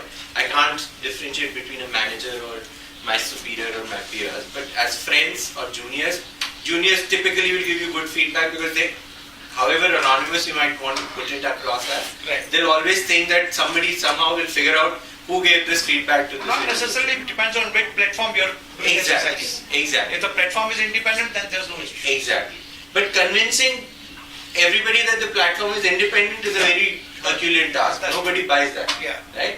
Like our EVM machines. I know. Nobody buys their, however unbiased they might be, but every now and then you keep coming up with an idea that, okay, they're all tampered with. Okay? So that's why people are stuck, and ACDC by a third party is to get feedback on an individual from a very unbiased perspective. I will never work with you tomorrow, or I haven't worked with you in the past. And therefore, whatever I am doing is exactly what I have seen at that very moment of your performance. That's why they are kind of but is being used in your development centers. When I say my assessment center report says that you need to work on these 2-3 areas, am I collaborating it with your 360 or multi-source feedback and then coming up with your IDP? That will help. Now, while I have challenged a lot of things in assessment centers, one thing that there should be a logical next step to it. A lot of times what happens is assessment centers are taken. Assessment, as it says, I'm going to assess you on certain competencies. I give you a report, HR is okay with that report. They identify on the basis of score, these are the 6 or 7 people that will move up to the next level or go through a leadership program or whatever be the desired outcome. But what happens to the other hundreds that have gone through the assessment center? Right? So the gap is that, and I think I wrote it in one of my LinkedIn posts as well because of my experiences, is that even after 6 years, right, somebody's been in the organization for let's say 6 years, I've assessed that individual and give feedback that he's won on these 4-5 dimensions or on all the dimensions. I've met people who I would rate 1 on all the dimensions. Right? Who should I blame? Well, the people manager is to be blamed. Because if you realize that these are the competencies that you need to be successful in this organization, the guy has been working for you for 6 years, you haven't been able to develop him. HR needs to be blamed because you haven't run any interventions which will help. Going back to the example where communication skills was an issue. Right? You need to run programs which will help them communicate better. Right? So that's the next logical step. So whenever we are writing reports, at least what I end up doing is I write those pointers. Right. See, I can tell you these are the issues because competency matrix, I can write simple reports, okay, which will say this is what you demonstrated, therefore this is what I think you need to do. Right? But are there any interventions that you need? What are the things that you can do to actually move up? I'm being paid to do an assessment center, but I can use the report. And that's my conscious balancing activity that I do. I write those inputs saying, okay, can you also look at doing a communication training? Maybe the organization is not providing, but can you go out and do this? I relate it very much to how you're bringing up your kids. Right? It's exactly the same. As parents, if you realize we are assessing our kids every year or every month, right? Is she good in this or not? I have an 11-year-old daughter. Right? I know she's very creative. Right? So I need to keep assessing her. What is she good at? How can I push her and what can I do to work on her strengths? It's exactly the same way you will do in your organization. Right? But that's what we need to do. A lot of times, like he said, assessment center is a big business. I can keep running that whole cycle for a year and then come back to it after a year. I will realize people are still at the same rating. Right? That's because the programs are not aligned to what the organization wants to do. Right? So my request and my suggestion is, I know it's very difficult because client is paying you to do a certain activity, but if possible, just keep pushing beyond. Go beyond. Yes. Suggest to them that this is what you need to do. If you're working in any organization, start looking at the wider impact that the assessment center can bring in for you. It's a very, very powerful tool. Right? But only if it's used with the right intent. Fair enough? I think that's what, after you had spoken a lot about all of this, that's all that I could talk about to add value. I cannot add value more than that. I think we can leave the session open for the people to super only. talk to. No, it was really interesting to hear both these perspectives. Any questions around? Like Shishir brought like a very different point of view, and I found it very insightful in itself. And you brought the contrarian kind of point of view. I never really dealt in ACDC myself, maybe for a lot of reasons like you said, in the whole design. And how do you actually create? So maybe that is something both of you can actually even reflect on, because I would be curious. How do you create that right replicable environment in an assessment center? Because that is one area I've kind of failed to understand, that how do you assess someone in a real situation versus a very artificial situation, and like with all those activities that you're doing, and you have like max 2 days typically to run this, like 1 or 2 days. I could never really understand, and maybe that's the reason I never really delved myself into it. So it would be interesting to hear how would you do that. So I'll give you an example. Okay, not on the Air Force example, but pilot trainings. Okay, when for commercial license pilots, how do you retrain them, or how do you keep updated? That I know. Those things I know. You need to have a virtual environment Yeah. in which you assess them, or in which you train them. Yeah. Okay, you can't do it in a real life situation. So no business will allow you to sit No business will allow you to sit on the floor, work with them to figure out on an ongoing basis. That some organizations do for you, very, very senior people. When you're asked to observe them, how they behave in real life situations. But it's very difficult. Not many organizations actually allow it. But otherwise you have to create simulation. That is one. Second is simulation works because if I've been working at my job for multiple years, I know how it's managed, right? So even if I'm not that kind of a personality, so for example, I'm a big introvert. I don't know how many people noticed it before this started, right? I'm a big introvert. You would hardly find me mingling with people. But give me a platform like this, it's very difficult for me to stop talking. Right? So those are two different kind of personalities. So on the floor, I'm this kind of an individual. Right? But if you leave me on my own, I'm a very different kind of an individual. Right? So this is the behavior that I've developed. So on the floor, leave it aside. If you're giving a simulation exercise to the individual, you're testing me in different scenarios. Will I be able to work the same or not? So then you have to have the simulations differently designed for different situations. Can you give an example? Leadership is not same So, in all okay, situations. so when he talks about a caselet or a case study, okay, that case study might not necessarily be of the industry that you are in. Can be anything. Can be of a very different industry. Then how is it relevant? Exactly. I'll tell you what. What are you trying to check? When you're Check doing this a case, person in that particular situation as he is in. Because leadership is situational. No. Leadership is situational. Yes. You are very right. Yes. That situation can come in multiple ways. Right? Could So be if one today, situation one, situation two. so let's say example, I know that you've been in the forces, right? You behaved in a certain way in a force. Okay? When you move to a corporate structure, right? It's a very different situation for you.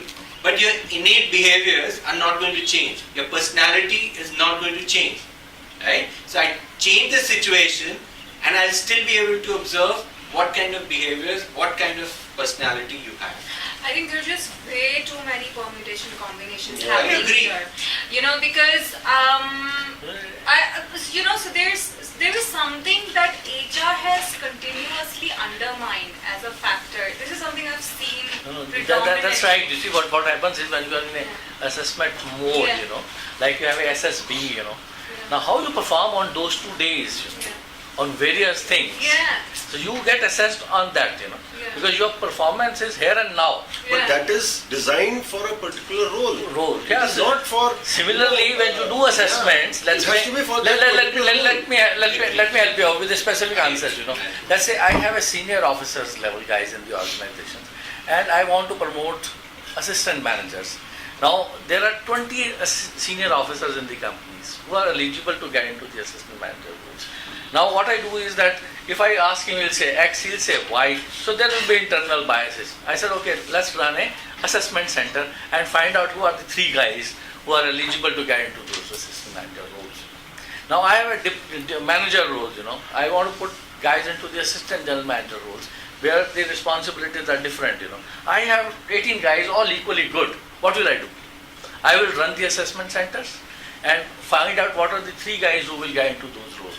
But there also, an example that I Now will you give you. Let them ask question. Now, biases, that's why you become external assessors. I let them have their, because I know what they try to do. If the client asks them, what should I answer them back so that so it's a fair question of yours.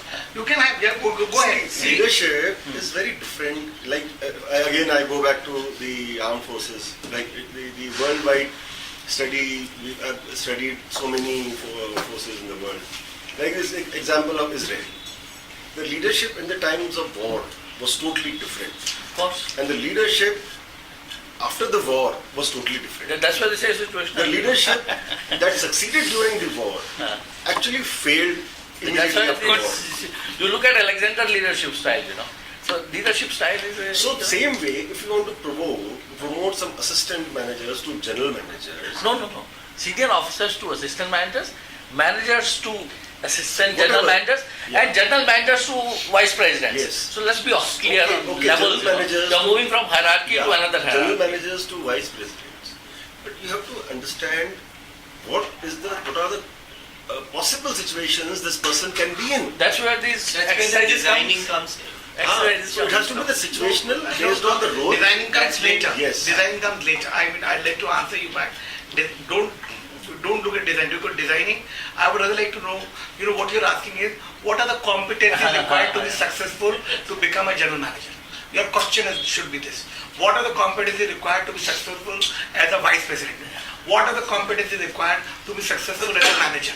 What are the competencies required to be successful as assistant manager? Okay, let us. In general sense, like. No, in your job. For example, in FMCG. In the job and the organization. Your organizational context.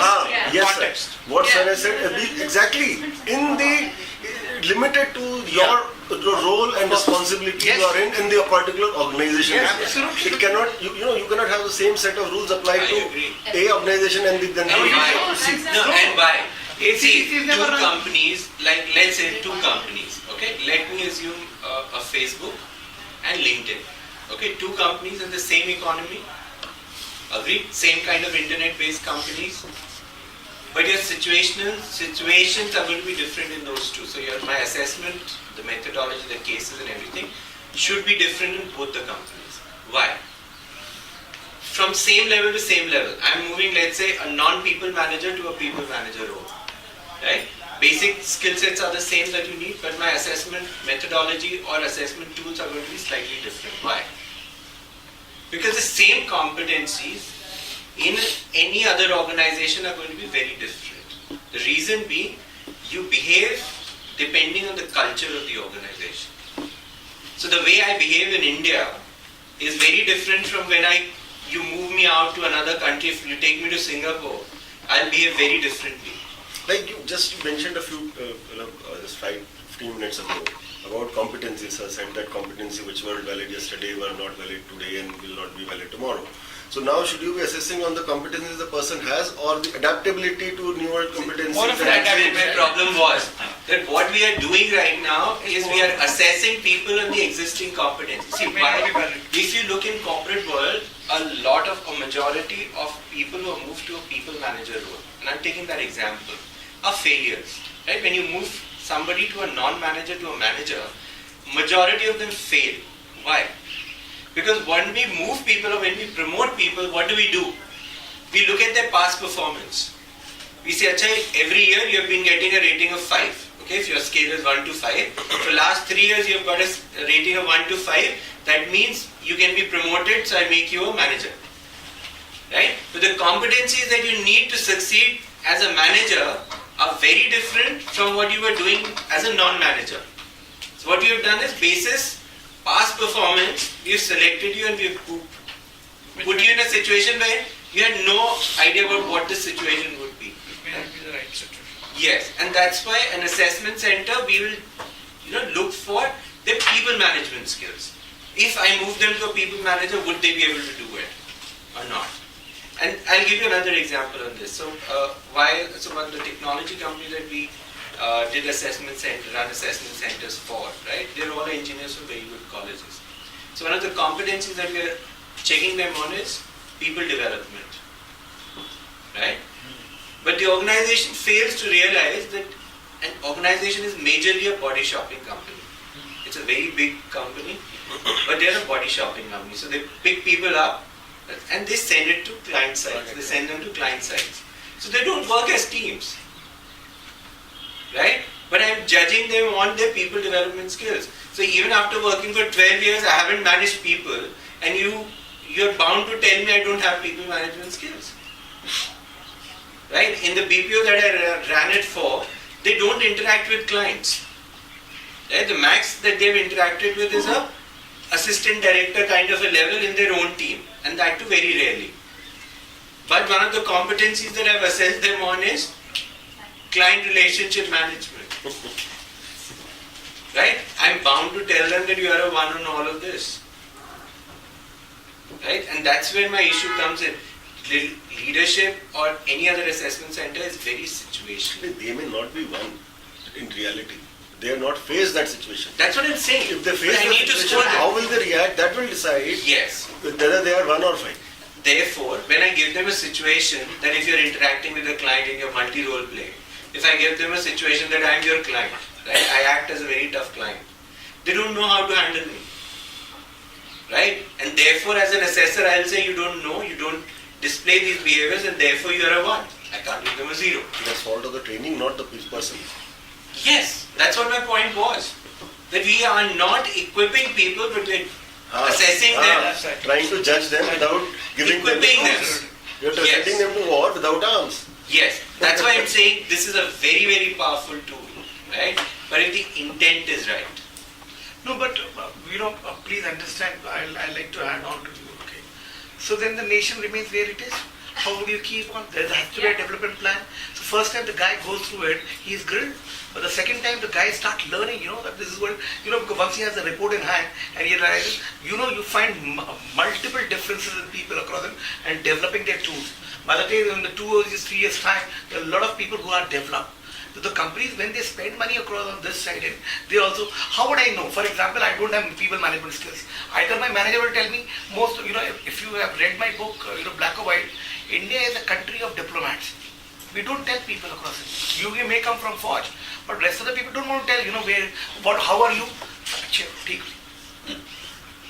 No, you don't know. What is ठीक है? तो कैसा काम चल रहा है? ठीक है. कैसे चल रहा है आपका काम? ठीक है. मेरे बॉस मेरे बारे में बता दीजिए. ठीक है, ठीक कर रहे हो, थोड़ा और मेहनत करो. No, but where you are? When you gone, the companies are struggling.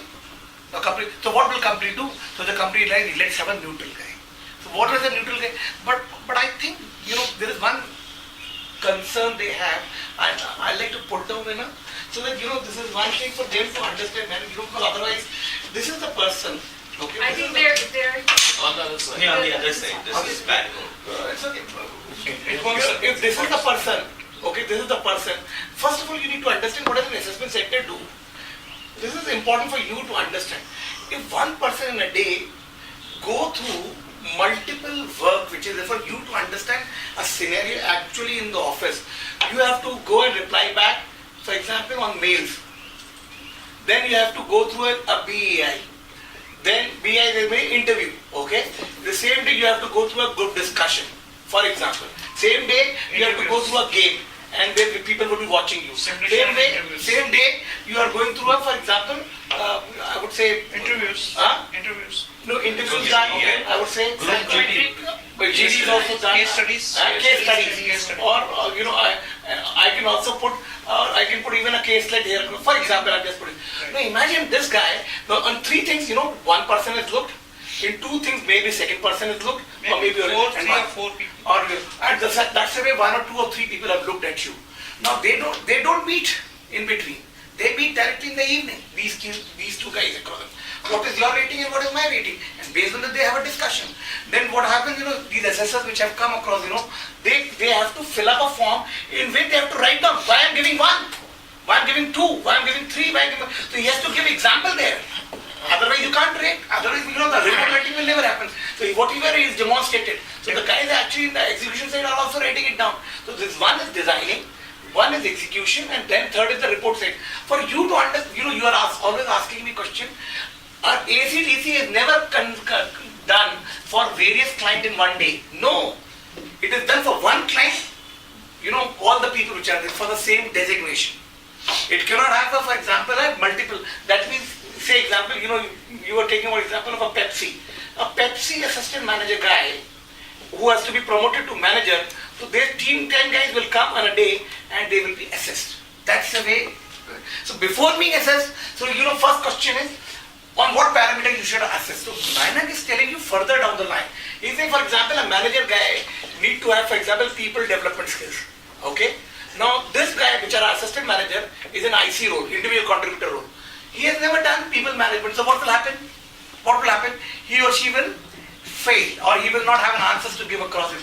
However, after a year, so then what happens? He may be rated low. Now he has become a manager because he may have failed as a people development head, but he has the behavioral characteristics to show. For example, in a game, he gave something to support to the other guy, or he has done it with other. Then this guy he said, why don't you lead across him? He has actually given a platform to others. Or for example, in a case study, he's been able to reflect, this is what I'll do it, or in a mail study. So by the time that ends, he gets to know what are my flaws, I call it, simple language. You know why? So what are my strength areas and what are my areas of improvement is what the consulting companies do. What I should start doing, what I should stop doing, and what I should keep doing is also the thing which are there, right? So these are 3-4 parameters of which a person works in. If you look at the entire scale of this, then you know, if I get to know today, ये मेरे skills हैं जो मैं miss कर रहा हूँ. Next year I prepare. I know what I do have to do because that is it. So companies क्या कर रही हैं? Companies क्या कर रही हैं? Let the consultant comes and he should tell us. So then we say safeguarding. That's how the entire. Anything which is you would like to. Yeah, sure, that's right. You see, I will just like to add one point. What you see, one is the assessor. What assessor tells you. When you, as an individual, go through all this stuff, you know, you become more exploratory. Okay, and you start assessing yourself as to where do you stand. Whether you have a strong quants, you have a strong presentation skills, or you have a good interpretation skills, or you can take out many things from the, you know, cases, or you can't read the case, understand the case at the same speed. So the individual, you know, become very honest with himself. What consultant says is a secondary thing here. But individual becomes confident, oh, I can handle case study, I did this, presentation, so I know I can handle this. You know. All right, so that it's more exploratory for the individual. You leave aside the assessor, but individual gains a lot if he has really participated well in that ACDC over a period of 2 days. He knows his strength, whether he can get through it, or there were other guys who were better than him. So his assessors can give one report, but individual knows how he performed in the group. Do you think if you use these techniques at the time of inducting people, they will stay longer in that organization? People. Yeah, see, that is not true, but let me tell you. People do psychometrics. No, I'll help you out there. You know, Tata Administrative Services, they do the two days assessment on the people when they. That's right. And that's where you find that anybody who's hired through the task becomes a general manager in 15 to 20 years, and in 25 years he has to become a CEO. Fast track, basically. See, because this is true with armed forces. We have 5 days assessment. So people stay. I say 3 decades almost. Right. Most stay. People stay longer. But you see, staying is one part. Organization is the second part. You know, that organization should exist also. What else is happening now is the organizations are picking not the whole set of activities, but they will say that my interviews have to happen in a BEI format, and I'll give you a case to do. Right? They will not pick all the 5-6 activities, but in a day time, so depending on how much time the organization wants to invest, they will pick up those activities. So I just had a question here. So if you look at ACDC, typically it takes 1.5 days to 2 days for each person. I mean, that's a kind of investment. And practically speaking, not all the organizations actually, you look at the top tier or so-called middle tier, they probably will invest in this kind of a intervention. So one of the main things which actually comes in is that we don't have this much time to actually go through ACDC and all of that. So there's a lot of feedback also which is coming in as to what are the possible ways that this whole process can be, keeping in mind there's a lot of automation which is coming, and also we have cut down the normal work process. There's a lot of work, re-engineering which is happening. So also automatically they expect that this kind of process in the HR should also incorporate some kind of a, some other ways of how do we shorten the whole time. So maybe a combination of automations plus system which is already coming. So what are your thoughts of, how does it work? Because there are multiple responses to this, because they say you cannot assess people just on automated set of things. Partly psychometering, like you do a psychometric testing and get the report. It's an indicator. Not only psychometric, there are others also, case studies and all that. Gamification is there. I'll answer your question. I know what is your concern. Right, absolutely. 80% of the time, it is not 2 days anymore. It is 1 day. In that 80% also, it is half a day now. The time has gone to half a day. How the half a day? The commercial angle, you know that also. We should know easily. There's a consulting company are much, they work before you think that way. For example, I'll share this so you know. Why should an interview be done only through a face-to-face? Why can't it be done on a Skype? Why should a male's body to be done on a face-to-face? Why can't be done through a technology? Absolutely. So that is it. Yeah. Why should why should a psychometric to be done? Then let the report be there already in there. So what is happening now? Most of the companies, 50 to 70%, even a lot of companies, the 100% job is done online. Finished. Right. There's nothing called. The SSR has not even seen you. Exercise is developed. It's done online, and that's it. And the people are and I can rate you. Right. Why should I meet you? Because if I meet you across, in fact, I will be more biased. If I don't meet you, then based on your report only, I will actually, except for a PEI. So please, 20% now, people have gone into technology side. I can assure you, we have, and the world is moving in this side. तो अभी AI आ जाएगा ना, तो ये भी बंद हो जाएगा. सब कुछ automated हो जाएगा. Automated हो जाएगा, and with the, you just need to fill the Aadhaar number and you get the that report. is going to make it more accessible. It'll make more people, more companies wanting to use it. If you shorten the time, if you make it ask cost me, effective. lady, if you ask me, consulting companies don't have time. They're refusing business. The worst side of the story is that consulting companies are refusing business, and freelance, people in the freelancing side of others are struggling to get in. The problem lies there. You are mistaken. They are unable to add more people in. It's so wide business. So please understand, nobody wants to work so hard. Every consultant which are there, they work 12 to 14 hours. Imagine every day, 5 days a week, and 6 and 7 days is actually developing report at home. So the girl or a kid, which is working there, so consulting. You think so even Hewitt has time? You think so Mercer has time? You think so even these KPMG guys have time? Because I know. I Accenture, सब जगह यही हाल है कि consultants don't have time. It is the other side of and they're raising price. It's okay done. Who would like to take? See, I'll tell you, with the diplomatic category people in, मैं क्यों पंगा लूँ कि वो ठीक है गलत है? आपकी रिपोर्ट ये होने पर देती है, आपकी रिपोर्ट मर्सर ने देती है, आपकी रिपोर्ट KPMG ने देती है, देखो मैं क्या कर सकता हूँ? Branding. And a neutral guy says, I have nothing, no interest in you. So that's So at least one thing is clear after your talk. I'm going to stop saying I'm from a consulting company. Otherwise people will kill me right here. You see, because of this reason, I have been promoting, a common platform for all our consultants. I have been trying to get us together so that we have a name, we have a stand, we have a standing in the society. We can do it much better together rather than doing it alone. Sir, have you heard about? We are trying to get together. Sir, have you heard about Prisoner's Dilemma? That exercise, right? Yeah. Bringing us together is one of the most difficult things. As soon as somebody comes in, I have a project for this much amount. All of us would run separately to get that project. So it's very tough. But trust me, as I said, and I keep repeating it everywhere that I talk, is that it's about the intent. Yes. ACDCs are very, very powerful as long as my intent in running it, whether I'm HR, whether I'm a business leader or I'm a consultant, is right. That the idea is to assess people from a neutral perspective and help them grow. Not just because that's how, it's like performance management system in your organization. What happens? People are more worried when the manager wants to talk to the individuals, people are more worried saying that somebody rating here. They're not interested in listening to your half an hour conversation where you want to tell them, boss, you did this right, you did not do this right. All they want to hear is maybe rating here, mera increment kitna hai. Right? Because as managers we've created that halabula around the rating. We don't, and if somebody is a very good guy, we say your rating is 5 right up front. Conversation की कोई ज़रूरत ही नहीं है.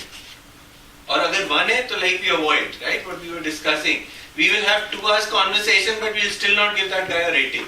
We'll not tell, because the moment I tell you've got a 1, he's going to have an argument with you. So our metrics to assess people has to be unbiased. Sure. That is the basic. That's the basic. That's the basic. So when you get into an assessment center, you carry your bias, correct? Yes. Yeah. And that's why the neutral persons outside. No. That's where when you use cloud versus individual. Yeah. So if you use cloud, you don't even interact with the guy who can do the assessment. Exactly. And where you don't even know who he is, what he does, how he's performing. you're not caring about it. But when you get in as an assessor, you carry your biases. Whether yes or not, you do carry it. So how do you manage that as But there are multiple people, not only one person who is doing the No, assessment. all of them carry their biases. Oh. Yes. If all have decided, then collective biases. Then God can help it. That's how you're able to assess. I mean, as he correctly pointed out, that bias is something that we have been taught in the metric system. Number are kitne अच्छे आते हैं. So we see. See, I'll give you an example. So this happened last time itself. So the way we are running this center is that two of us look at the same person across different exercises. Okay. So in one, doing the same competency. On the same competency. So to somebody, I gave one across one competency, two different exercises. The other assessor gave him a 4. And there's a huge gap. 1 and 4 is a very huge gap. Right? So what happens? That shows, one, we are both not biased. Okay? Because we are looking at it from a very objective point of view. We had a half an hour discussion on that individual. All the other competencies are aligned. The way we have assessed, it's aligned. But just on communication skills, he behaved differently when he was given a different role play, and he behaved very differently when he played it with me. Right? The two assessors had a half an hour argument, discussion with each other on figuring out what should be the actual rating for this individual. Then the conversions happen after discussion. Normalization. No. So that's a separate Conversion. No, it's not normalization. That's a It can go up to convergence. 4. It can come down to 1. Yes. Because it's based on the two That exercises. is observation. That's a beauty. It is never a normal. कि नहीं एक काम करते चलो there because the candidate is not there. So this candidate is not there. It's actually only a discussion. It's based on data points. We don't even talk. It's not even talking. You're not you're totally unbiased. Unbiased, And yes. you are doing an assessment. Yes. Exactly. You have the data points in Better front. Yes. As compared to doing it on a. In fact, what I have seen or observed, 99% candidate don't have the basis of fighting across it. The report is generated well. It's the issue. We only ask the assessors to give examples therein what they have observed. So don't give rating. Rating is not important to us. For more important is what is the evidence you have gathered during that exercise. If you have the evidence, then it is and fine across. See, the other thing is, like for in this example that I'm talking about, we have to give them feedback. One-on-one feedback. One-on-one. Not Later. Just a report. Okay. Now realize I am over 2 weeks in this organization meeting 100 people, assessing 100 people. But for that individual, he only had one assessment. So he will remember exactly the way his assessment went. I might not remember exactly how it went. So the skill set for me is to take down as much as I can in terms of my notes, to go back to him and say, boss, why I'm giving you this rating or this feedback is because you did this, you did this, you did this. Unless I have that and I'm very objective, I will end up getting into an argument with that individual where he will not agree. Because majority of us don't like taking feedback. Okay, friends, we have Rajesh, we have time constraints, so we have to close now. Thanks Shishir and Manik for your wonderful insights. Thanks Rakesh for context setting. It was really wonderful. Shishir did talk about the differentiation between the assessment center and the development center. If you really look, there is a difference, but if you feel it's the same, plus the IDP, right, as his IT said.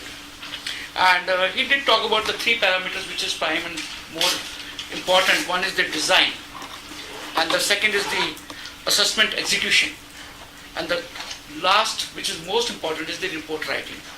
The focus is on report writing, if I really look at that, because that's the basics, and the intent and the spirit has to coincide. There's enough business in the market. If I really talk about somebody saying 100 crores, somebody saying 500 crores, but you have to be the top, as good as top 4. May it be PwC, maybe KPMG, or maybe Hewitt or EY, or Accenture for that matter. So you have to be among that, as good as that top 5. If you really, otherwise you don't have any business for this thing. He did talk about the role of and the importance of IDP, because everything is outcome based. So what do we do after the assessment? That is only a full outflow of IDP, to put it across. And then he did talk about the competencies, the definition of competencies, because a lot of confusion does happen. People do talk about competencies to do, ability to do better or a superior work, or something, doing something exceptionally good. So there's a lot of differentiation in, and even when we were sitting as an assessor, there was always confusion when we talk about competencies assessment process. What level we are talk about the assessment process. I needed to talk about use of multiple raters in terms of the setting up and defining the rating scale to come to a common point, because that really helps us to get aligned as an assessor first. He did talk about the role of threshold, list of competencies, and the thresholds always maintain where do we start from and where do we end. Then he did talk about the importance of role of assessors, and the most important thing he's talked about the predictability index model, wherein he talks about how to do the assessments, maybe cognitive way, maybe demonstrative way of the behaviors, something very, very important to look at. Manik did a wonderful thing in terms of whatever the theoretical part he talked about, he brought it to the practical aspects of it. The kind of dilemma which we as an assessor face, the kind of sensitivity we have to take care, because we are doing the assessment. And assessment is talking about doing a judgment about an individual. How the individual takes it is very, very difficult, because you're not facing the individual, the organization is facing. Sometimes, a minor error in terms of judgment can kill the motivation level of a person. And myself has come across a lot of conflicts like this. A person who is doing very, very good job, but when I look at his assessment report, it's very, very conflicting. It's not coming up to the mark.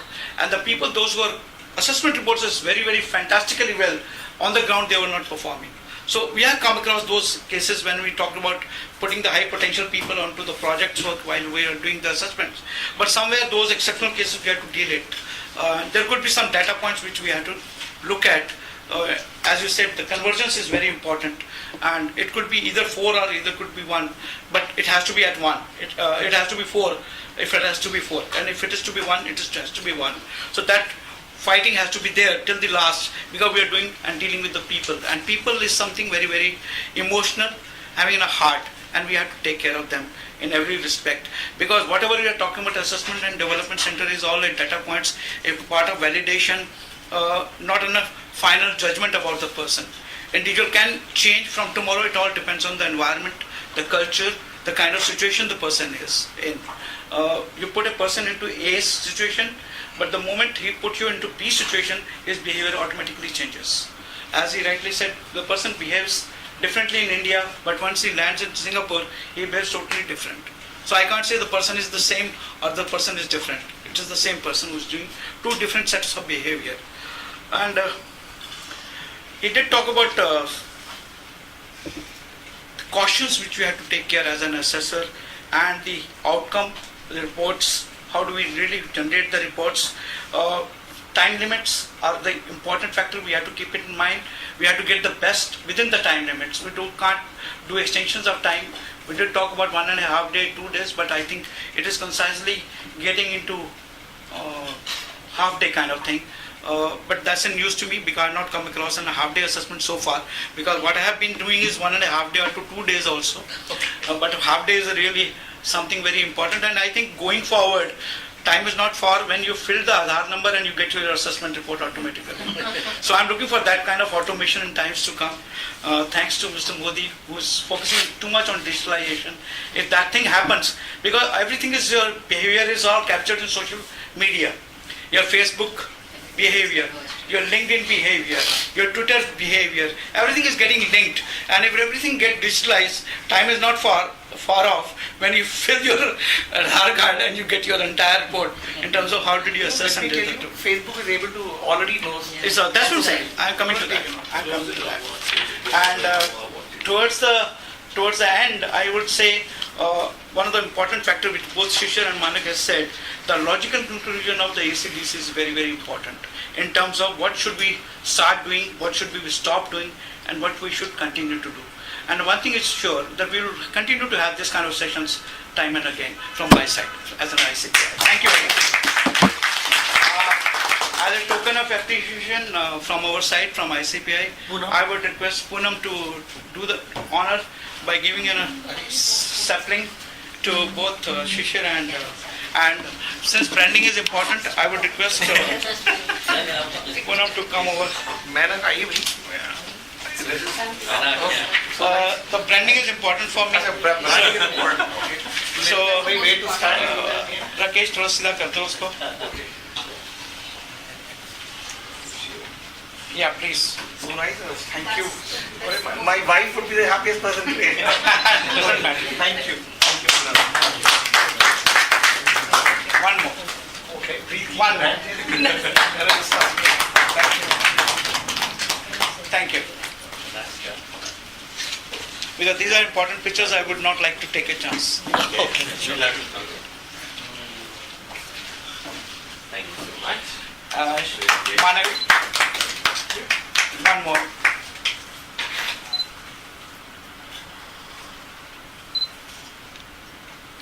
Thank you. And let's have a quick group photograph. Yeah. Group is small, so we can all be on that side. Group photograph. Oh, bravo. All people can move toward that Go side. that side. Yeah. That's it. Come.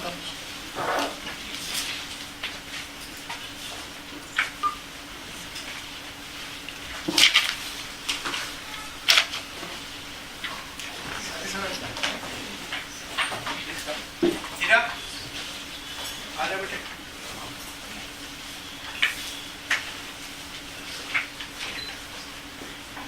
Now I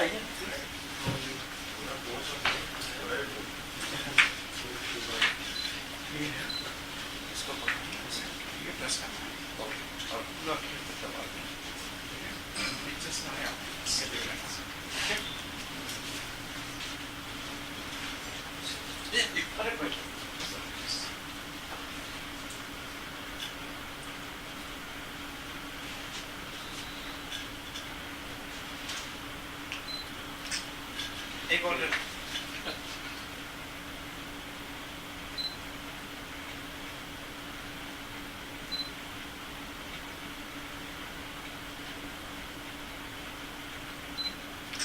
Thank you. One more. नहीं कोई. One with cheese. Sir देख लीजिए वो camera. मैं कर लेता हूँ. एक आप जब please. Yeah. Cheese. One more. Because these are important pictures. Thank you. Oh, so nice. Thank you. Thank you, Mr. Rajan Pandey, for excellent support. Thanks to DM. Thank you so much. Thanks to DM. My special thanks to Padi for staying so late for 180 degree, 270 degrees. Thanks. All is up. But 360 is the best.